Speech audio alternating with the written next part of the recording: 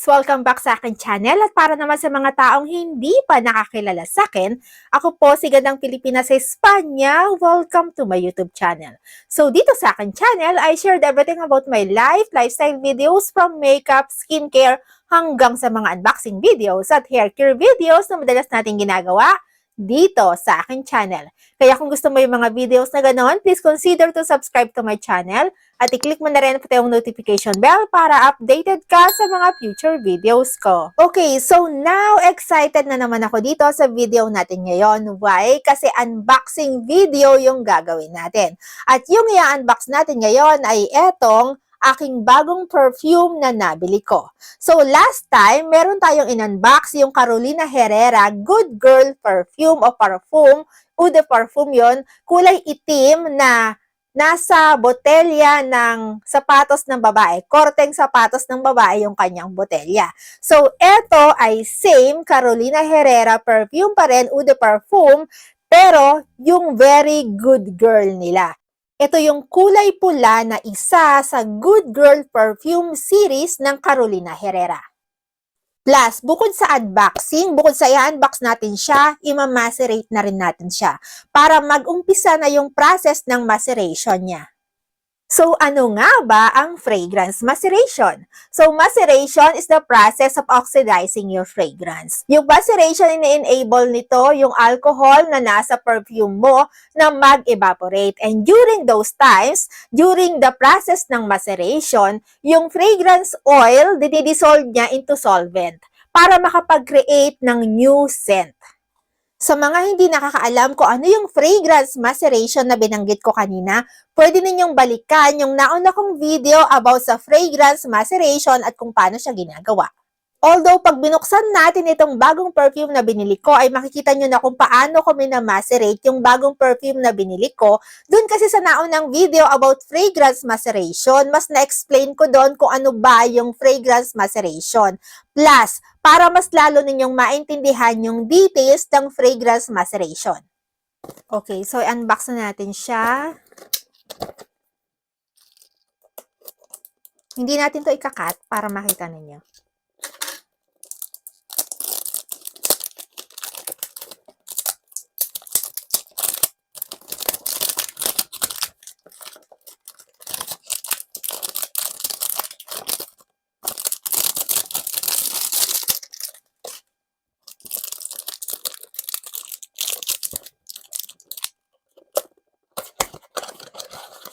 Ito ay 50 ml lang. Ay, ang ganda.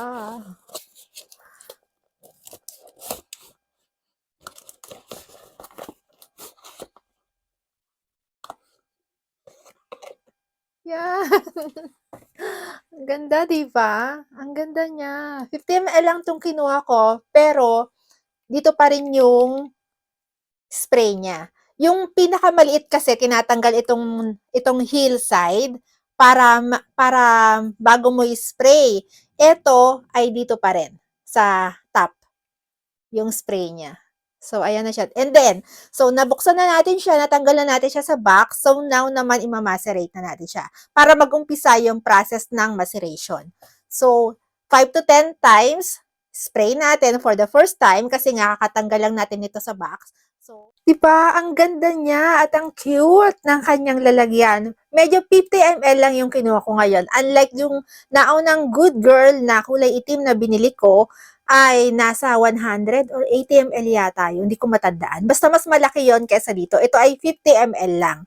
So, okay lang. Pero ayan, ang ganda niya talaga. Kaya binibili ko talaga pag ganitong mga kagandang packaging ng perfume. Bukod sa mahilig talaga ako sa perfume, siyempre gusto kong maging mabango.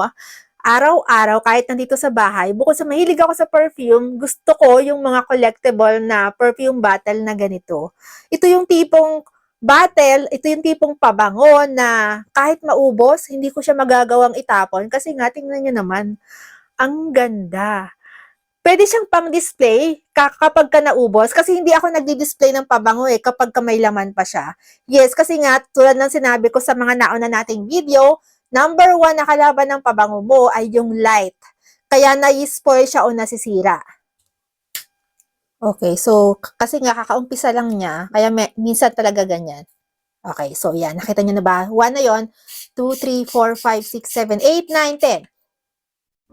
Okay, so mabango siya, pero hindi pa yan yung scent na naamoy ko sa store.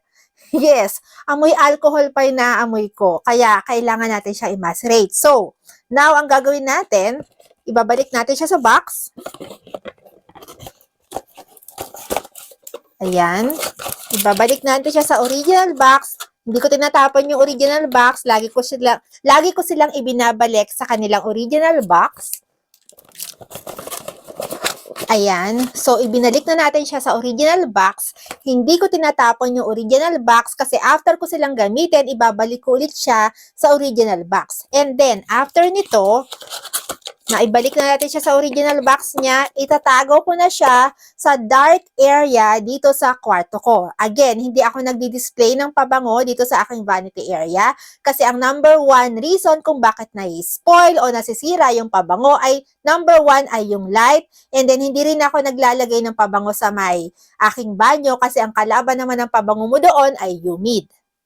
Yes, now itatago ko lang siya and then after 1 month saka ko siya babalikan and then aamuyin ko ulit.